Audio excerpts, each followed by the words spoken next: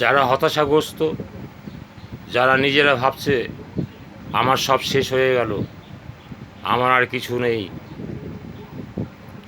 সে যদি আমার পাল্লায় পড়ে, তাকে যদি আমি খুঁজে পাই, তাকে নতুন করে বাঁচার স্বাদ জাগানোর মতো হিম্মত আমার মধ্যে আছে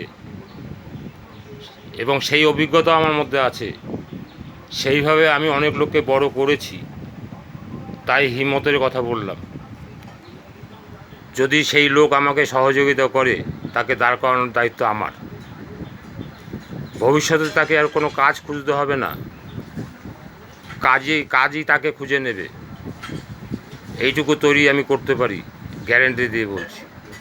কারণ অভিজ্ঞতাই শেষ কথা বলে, এবং পরীক্ষিত সত্য অভিজ্ঞতা যেটা আমার মধ্যে আছে এবং ঐশ্বরিক পাওয়ার যেটা ঈশ্বর আমাকে দিয়েছেন, সেইটা দিয়ে এই দুটো মিলিয়েই আমি কিন্তু একটা মানুষকে তৈরি করি।